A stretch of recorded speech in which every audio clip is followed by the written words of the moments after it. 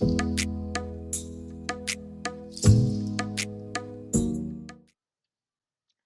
everyone. So today we'll be discussing on the topic greedy with sorting. This we should have discussed it at the beginning itself. Anyways, so we are left with only greedy with sorting and this one greedy with priority queue. Let's go with the greedy with sorting today. Yep. Let's see what the definition part says here. Greedy with sorting is an algorithmic approach where we first sort the data based on the specific criterion. Yep. So we'll be sorting the data based on the specific criteria. Either we'll be sorting in the ascending or the descending order based on the specific criteria. Then make locally optimal choices at each step. Then what we'll do, we'll locally make optimal choices at each step, meaning we will be, that's where greedy comes into the hand, right? So here, then we will make locally optimal choices at each particular step. Yep. So the idea is that these optimal local decisions lead to globally optimal solution. Yep, that's what the idea is, just that these optimal local decisions lead to the globally optimal solution. Let's get into the algorithm explanation. First thing, as we know, we'll be sorting the activities by their ending time. Yep. So second one, all will always pick the activity that finishes earliest, right? So this is very important. Yep. So we had discussed some of the algorithms already. We started with, I think, just give me a second here. 1 second. Yeah, we started with the activity selection, interview scheduling. Activity selection and the interview scheduling, actually, we went with the same, this thing. We went with the same algorithm. Yeah. So sorting the activities by their ending time. Then we have to always pick the activity that finishes earliest. That's what we did and does not overlap with the previously selected one. So we have to collect this one. Yeah, we have to collect only the non-overlapping intervals. Yep. So that does not overlap with the previously selected one. So then finally, we will repeat until no more activities can be selected. So we'll be repeating the same process until no more activities can be selected. So this is it for the, what do we call, um, greedy with a sorting algorithm. Now, let's try to implement the same thing in the form of code. Let's do that. Yeah, just give me a second. 1 second. Yeah. First thing, let's go with the this one. One more class here. I'll just go with static class activity. So within the activity class, first thing, we have to store the start time of the activity and as well as the end time. For that, I'll just go with the start as well as end. These two things. Yep. So this is fine. Next, what we are going to do, let's move on with the constructor part or the initialization part. So I'll just go with S as well as key, nothing but start as well as end. So let me go with, I'll just go with start. Let me assign the start to S and let me assign the end to E. So this is fine. Let me come out of this one entirely. So this is it for the class. Yeah, 1 second. Yep. Now let's move on with the main method. So within the main method, first thing, will we have to consider the this one. We have to create the array of activities, nothing but the example. So let me paste this one over here. So this is nothing but the example that we have considered. See here, we are going with 6 new activities. I have created 6 activities here with the start interval 1 and the end interval 3. Same goes with the other 5 as well. 2 and 4, 3 and 5, 0 and 6, 5 and 7, finally 8 and 9. So this is the simple example that I have considered. So each activity is having start as well as the end interval. You can clearly see. Then accordingly with the algorithm, first what we have to do, we have to sort the activities by the ending time. Let's do that. I'll just go with arrays.sort. So this is fine. Let me go with a, comma, x, comma, y here. So this is also fine. I'll just go with x dot end. Yep, hyphen y dot end. So this is also fine.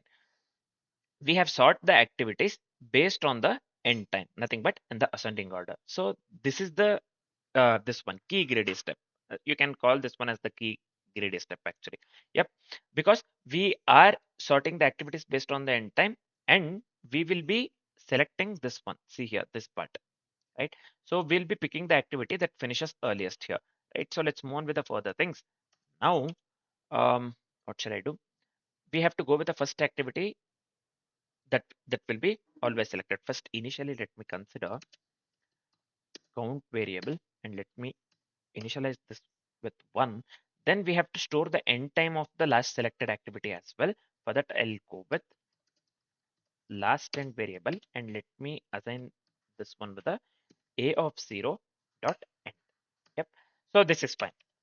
Next, we have to traverse through the remaining activities, right? So for that, I'll be making use of the for loop. So I'll just go with for I equals 1, I less than length of the a, and let me increment the I. So this is fine. Mm, Within the for loop, what shall we do?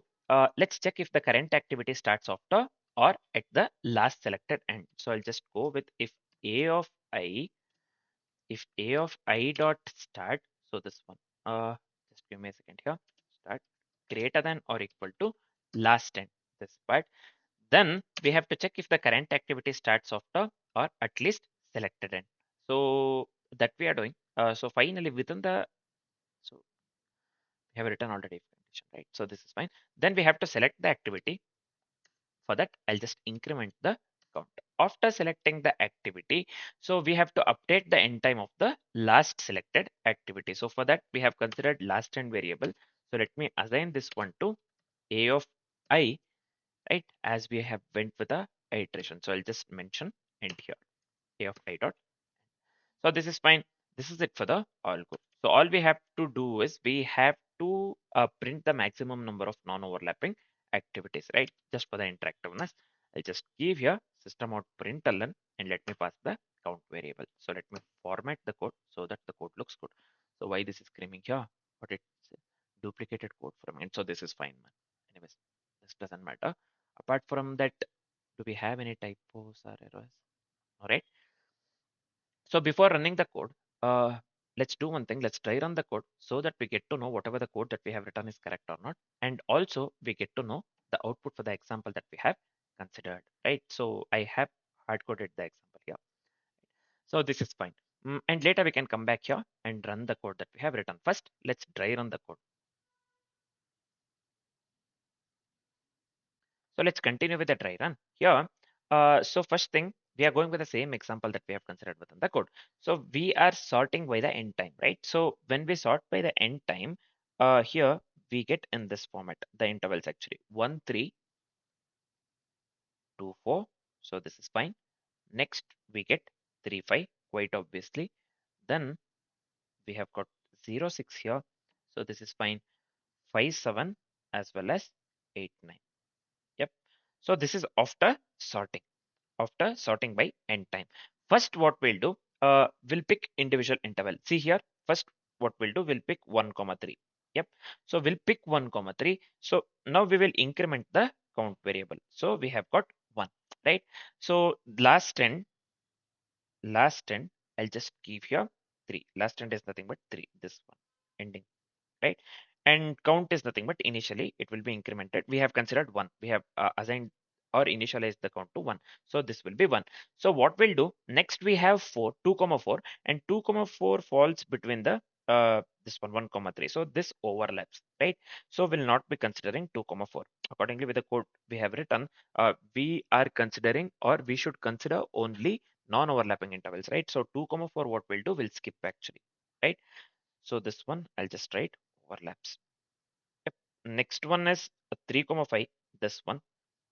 So let's pick 3 comma 5 here. So 3 comma 5, so I'll just increment the count to 2. Let me increment the count to 2 here, and I'll just go with the last 10, this part. Yeah, last 10, let me give 5. Last 10, let me give 5. So this is fine, I believe. Yeah, this one. Last 10 will be 5, and count we have incremented because we have got one more this thing interval, right? Non-overlapping interval. So count will be 2. Next, we have got 0, 0,6. 0, 0,6 overlaps, right? 0, 0,6 overlaps. So we'll not be considering here. I'll just write here overlaps. So we'll be skipping this one, 2, 4 as well as 0, 0,6. Next, we have 5, 7. So 5, 7, yeah, we can consider this one. Yeah, count will be equal to 3. We'll be incrementing the count, and last end will be 7. Last end will be 7. And finally, we are left with only 8, 9. So I'll just go with 8, 9 here. So this one count will be 4 and last end is nothing but 9. You can clearly see, right?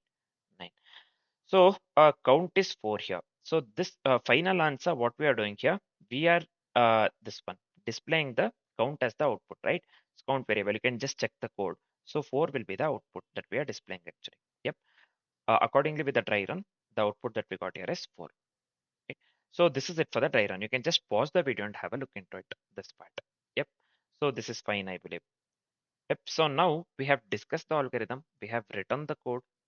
We have dry run the code accordingly with the example that we have considered within the code. We are left with only two things, nothing but running the code that we have written. And if everything goes well and if we get the desired output, we have to, what we have to do in that case, mm, we have to discuss the complexities for the code that we have written. Yep. First, let's run the code that we have written. So let's move on with the further things. We have just come to the coding part here. Let me run the code that we have written. So you can clearly see here the count that we got here is 4, right? So we had dry run the code and we got the same output there as well, right? So we are getting the desired output. We have discussed this one already. Now we are left with only one thing, nothing but discussing the complexities for the code that we have written. Let's do that. Yeah. Now, what will be the time complexity here? The time complexity would lead to big of n log n. You would have already guessed because we are making use of the sorting and sorting plays the dominant factor, right? So the overall time complexity would lead to big of n log n here, right? Due to sorting the activities by n time. That's what we have done in the code. So what would be the space complexity here? Space complexity would lead to big of 1. So why it is big of 1? So we are not making use of we are not making use of any extra space apart from the variables that we are making use of, right? So sorting we are doing in place, right? So we went with sorting in place, ignoring the input storage. So overall space complexity would lead to big of 1 itself. The time complexity and the space complexity for the code that we have written would lead to big of n log n and big of 1 respectively. Now we are done with the sorting part. We are done with the, sorry, what do we call greedy with sorting algorithm. Next, we are left with only one algorithm within the greedy based algorithms. That is nothing but greedy with priority queue. So let's discuss that one next, right? So for now, this is it. Thanks for watching, guys.